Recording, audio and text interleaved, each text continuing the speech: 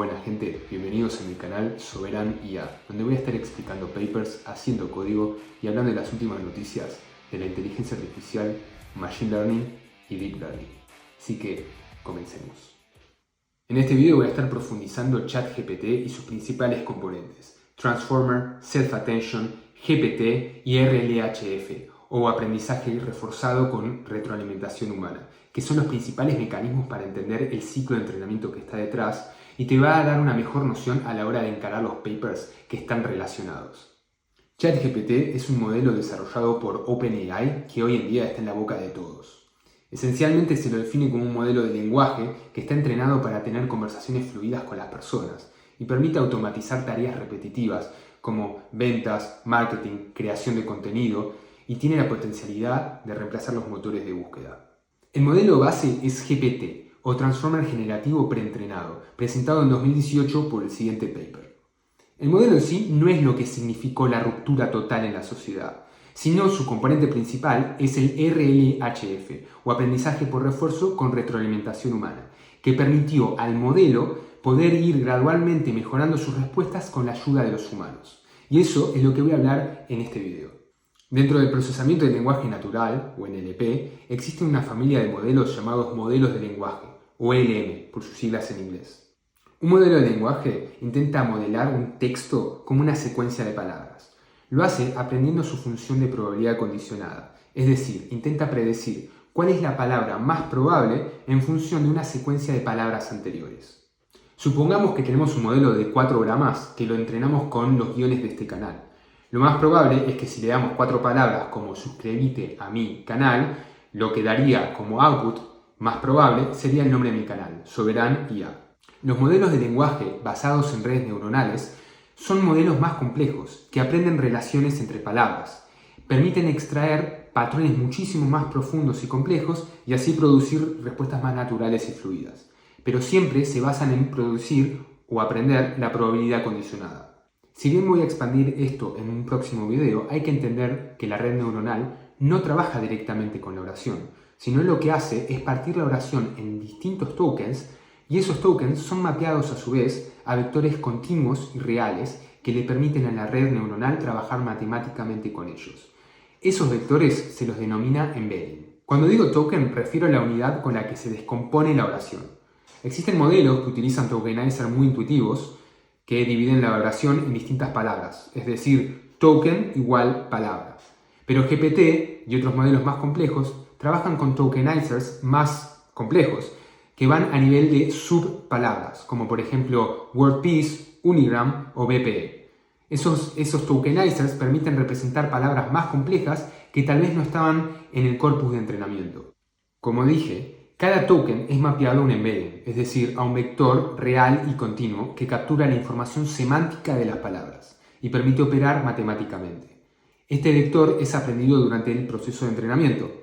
Y por ejemplo, tendríamos el embedding de la palabra rey y el embedding de la palabra mujer, que si lo sumamos da el embedding de la palabra reina. Es decir, que en este proceso cada dimensión de los vectores está capturando información semántica. En la literatura vamos a ver las palabras LM y LLM. Ya vimos que LM es Language Model, o el modelo de lenguaje en español, y se refiere a la categoría general de modelos. En cuanto LLM es Large Language Model, o modelo de lenguaje grandes, que básicamente se refiere únicamente a los modelos de Deep Learning que tienen billones de parámetros a optimizar y utilizan una gran enormidad de recursos, tanto de GPU como de datos. Pero podemos ver que en la literatura se está utilizando muchísimo LLM como una palabra tendencia para referirse a modelos similares a GPT. Entendiendo lo que es un modelo de lenguaje y su lógica de predicciones, es decir, predecir la palabra próxima en función de una secuencia de palabras previas, a partir de aprender la función de probabilidad condicionada, podemos ir ahora a más detalle de cuál es el corazón de ChatGPT. ChatGPT consiste en 3 etapas. Uno es entrenar el modelo GPT. La segunda etapa es hacer un fine-tuning del modelo GPT. Y la tercera es entrenar el modelo con RLHF. Ahora volvamos al primer paso, al GPT, o al Transformer preentrenado generativo. Este modelo, a su vez, tiene 3 componentes: la generación de embeddings, el decoder y la transformación de su output. Este modelo se lo entrena de una forma muy simple, pero a su vez requiere muchísimos datos y muchísimos GPU, es decir, requiere muchísimos recursos. Primero se compila un dataset de entrenamiento que para ChatGPT consistió en 570 GB de información.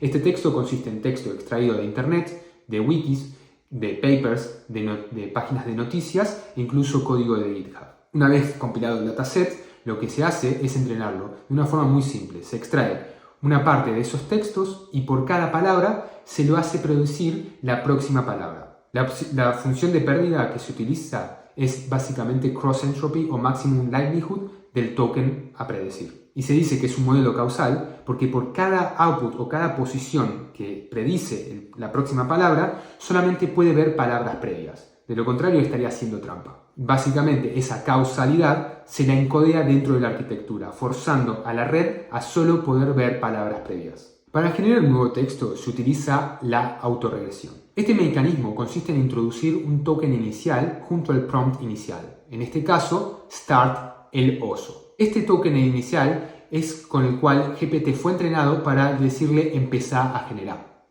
Luego de hacer la predicción del próximo token, que en este caso es come, se le vuelve a dar la secuencia incluyendo esta palabra. Y así se repite hasta que el modelo emite un token de fin de secuencia o end of string. GPT es un modelo causal, decoder only, que consiste en una evolución del paper de 2017 Attention is all you need. Este paper consistió en un paper disruptivo de los últimos 5 años en la academia y presentó el bloque Transformer, que no solamente se utiliza en modelos de lenguaje, sino también en computer vision, audio y muchísimos otros subcampos. El bloque Transformer se lo puede ver como un procesador de secuencia a secuencia. La secuencia puede ser una secuencia de palabras, o una secuencia de píxeles o de audio, pero de forma general en la literatura se lo considera todo un token. La parte clave es un mecanismo de self-attention que le permite para cada token output enfocarse selectivamente en distintas partes de la secuencia de token input, permitiendo el flujo de información entre distintos elementos de la secuencia de entrada a la secuencia de salida. Este enfoque se lo modela matemáticamente como una suma pesada, por lo que cada token de salida es la suma del token de entrada pesada por la intensidad de relación. Es decir, supongamos que tenemos la oración el oso come en el bosque. Primero se separan por token y luego se obtendrá el embedding de cada uno, obteniendo X el oso, X come, etc. Donde Y oso es la suma de todos los embeddings de entrada pesada por la intensidad de relación entre el embedding oso y los demás embeddings. Pero ¿de qué depende esa intensidad? La intensidad de relación depende de la tarea que aprende el modelo. Podemos asumir que, por ejemplo, para el embedding de entrada X oso, el artículo el no es muy informativo, por lo que podríamos asumir que su intensidad de relación no es mucho. En cambio, X come es la acción que hace X oso y responde a la pregunta ¿qué hace el oso? Por lo que podemos presumir que el modelo va a tener una intensidad de relación mayor y en consecuencia un mayor peso a la hora de realizar la suma pesada. Esta intensidad de relación entre palabras se la define por medio del producto escalar de los vectores embedded, donde indican qué tan colineares son. Por ejemplo, si hacemos el producto entre XL y X oso, esperamos que los vectores que aprende el modelo tengan un producto escalar cercano a 0, es decir, que el modelo tiende a aprender vectores ortogonales. En cambio, los vectores X oso y X come esperamos que los vectores aprendidos estén más cercanos en ángulo y tiendan a ser más colineares. En términos matemáticos, la intensidad de relación cruzada entre todas las palabras permite calcular la matriz de atención. Esta matriz de atención indica cuánta importancia se debe asignar a cada palabra en la secuencia de texto dada, en función de su relación con las demás palabras en la secuencia. Para calcular la matriz de atención, se proyecta cada embedding de entrada a vectores usando transformaciones lineales que aprenden durante el entrenamiento. Estos 3 nuevos vectores reproyectados son key, query y value. Esta reproyección, aprendida por el modelo, permite modelar la secuencia de entrada como un diccionario clave-valor, mediante el key y el value. En este caso, tendríamos la clave KL, valor VL, la clave KOSO, valor VOSO. Mediante las operaciones algebraicas, el mecanismo hace comparar cada vector query con cada key, mediante el producto escalar. El query de la palabra QOSO podría ser entendido como la consulta. En este caso sería la consulta ¿qué acción hizo el oso? Busca un verbo. El producto escalar con el vector k come daría elevado, mientras que los demás productos escalares darían bajo. Una vez comparado todos los query con los key, se obtiene una matriz de atención y se hace una suma pesada de los vectores values. Como pueden ver, el mecanismo permite selectivamente tomar los vectores de entrada que contribuyan más a la hora de formar el vector output de cada posición. Es decir, la intensidad de relación depende exclusivamente por la entrada. También este mecanismo de self-attention se lo puede ver como un mecanismo de traspaso de información en un grafo.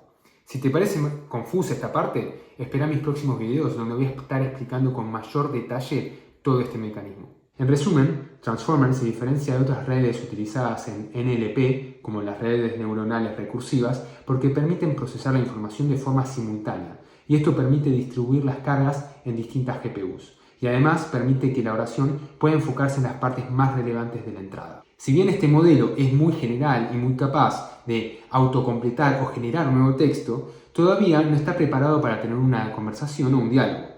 Por lo tanto, se tiene que pasar a la etapa de alineación. Para comenzar la etapa de alineación, se procede a la segunda etapa, la etapa de fine-tuning del modelo a los diálogos. El proceso de fine-tuning es un proceso muy conocido dentro de Deep Learning y se refiere al ajuste fino del modelo. Esto básicamente consiste en que una vez entrenado un modelo en una tarea general, se procede a adaptarlo a una tarea específica y afín. Este proceso se lo hace reentrenando ese modelo base con un dataset más pequeño pero más específico de esa tarea. De esta forma se aprovecha el conocimiento de la primera tarea y se lo adapta a un conocimiento más específico utilizando una menor cantidad de información.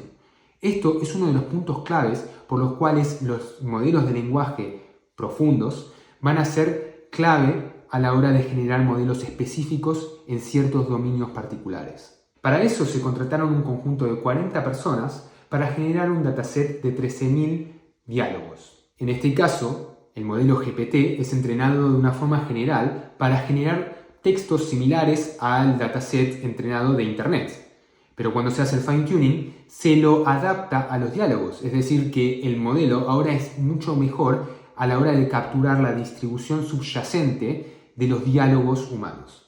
Pero esto no termina acá. Este proceso terminó siendo un proceso muy costoso y muy difícil de extender. Por lo tanto, el proceso de alineación tenía que ser una forma mucho más eficiente, por lo que se decidió utilizar un proceso o un entrenamiento de aprendizaje reforzado, presentado en 2022, donde la característica principal es que utilizaba recursos humanos. Reinforcement Learning, o aprendizaje por refuerzo, se basa en la idea de que un agente puede aprender a tomar decisiones óptimas en un entorno determinado mediante la interacción continua con ese entorno. El agente aprende a través de un proceso de prueba y error en el que recibe una señal de recompensa o castigo en función de las acciones que realiza.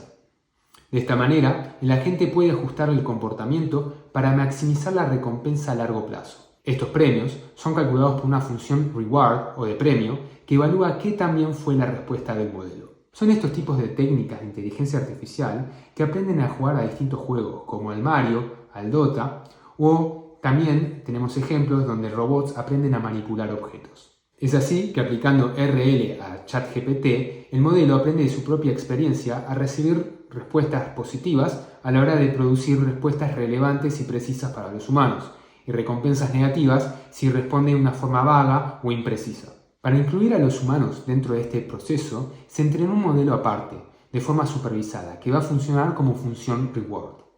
Dado un prompt inicial, GPT genera distintas respuestas y los humanos se encargan de ordenar de forma más relevante a menos relevante. Este modelo se entrena de forma supervisada para captar esa preferencia de los humanos. Una vez entrenado este modelo, se le incorpora dentro del proceso de entrenamiento por refuerzo y GPT aprende a tener recompensas positivas o negativas en función de este modelo que a su vez representa las preferencias humanas. De esta forma permitió incorporar a las personas de una forma mucho más ágil y simple, ya que en vez de generar un dataset de diálogos precisos y correctos, los humanos solamente se tienen que limitar a ordenar las respuestas y de esta forma incrementar su productividad de este recurso tan valioso que es el recurso humano dentro del Deep Learning. El concepto de RLHF está siendo muy importante y disruptivo en la academia, y ya están saliendo distintos papers que aplican este tipo de entrenamiento o fine-tuning en otros subcampos, como puede ser Computer Vision. ChatGPT representa un gran avance. Desde un punto de vista teórico, la mayoría de sus componentes ya son bien conocidos de hace varios años, como por ejemplo Transformer, Self-Attention, GPT incluso, pero el punto disruptivo es la incorporación de las preferencias humanas de una forma simple y escalable, como puede ser RLHF.